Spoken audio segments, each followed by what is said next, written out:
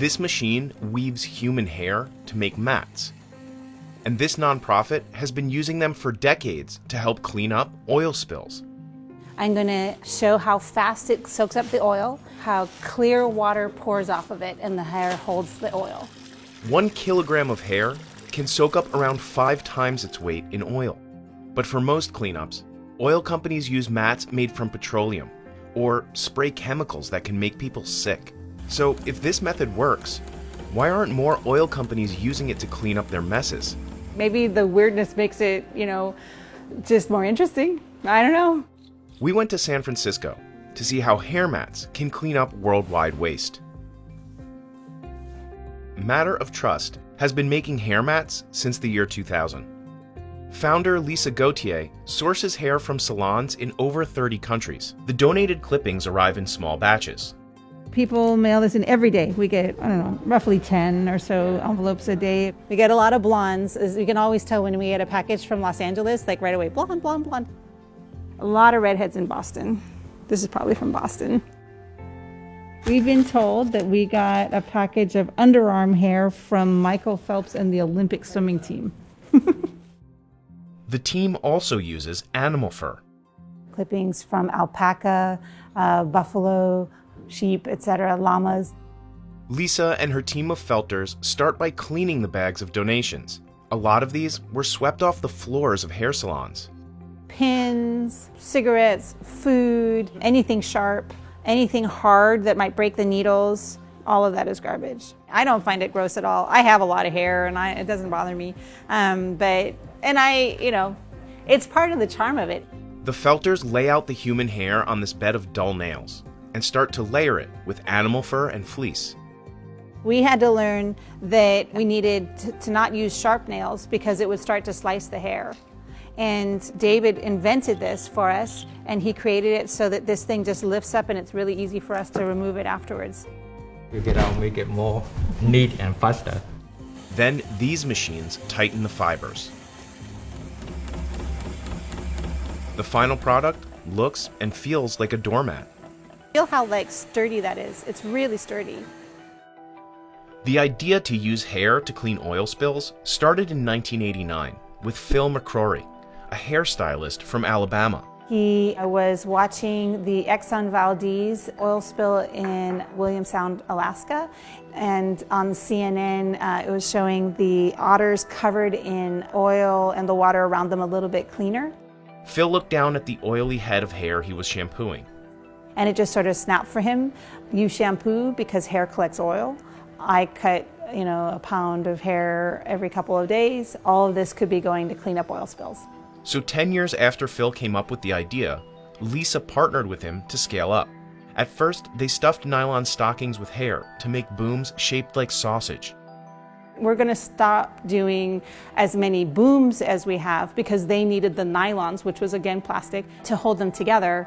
And we're going to start doing more mats because mats add surface area. And so it just collects even more oil. That idea was put to the test in 2010. During the largest oil spill in American history, BP's Deepwater Horizon spewed 4 million barrels of oil into the Gulf of Mexico over 3 months. And Lisa's team got a flood of donations. We just started to get in ponytails from people just, cutting it off. And then, of course, it was spring and it was shearing season.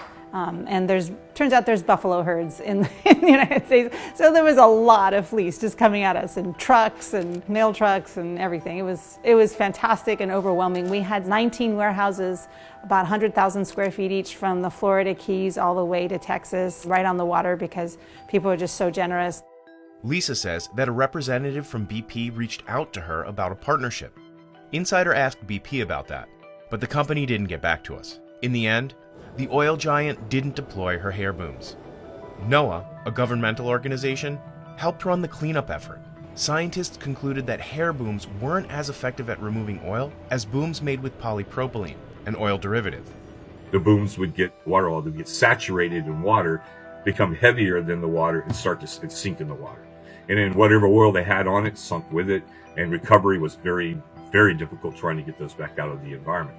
You don't see that with the poly booms. These polys do not absorb water like our hair does. BP instead tried to burn the oil off, but the fires only covered a small percentage of the spill. The company also sprayed dispersants to dissolve the oil and push it toward the ocean floor, where much of it remains today. And those chemicals can make people sick. But the consensus was that the oil was less harmful at the bottom of the ocean than washed up on shorelines. It's a trade-off. Sometimes they use the word net environmental benefit, but it's not net plus, it's net less bad. Still, locals along the coast used Lisa's hair mats to protect their beaches.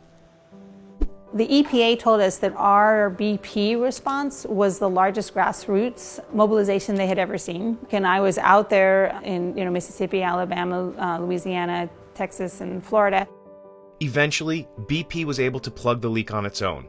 But Matter of Trust proved it could mobilize thousands of people to address an epic catastrophe. The number of large oil spills has gone down in recent years. But Matter of Trust is now focused on a much more common problem: motor oil that drips from cars on the road and makes its way to the ocean.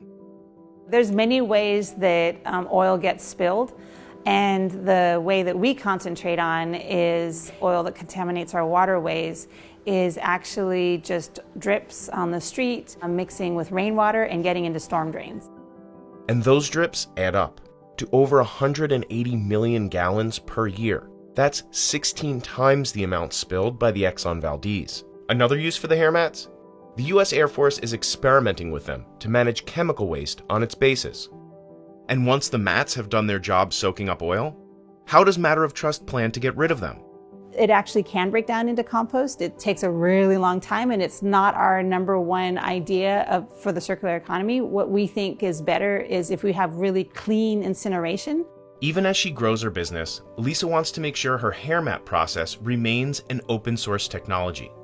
Phil McCrory had a patent which expired, and we all decided that it's everybody's hair, and we're a public charity, and we thought that it was best not to renew it, and we just thought it's something that should be offered to the world.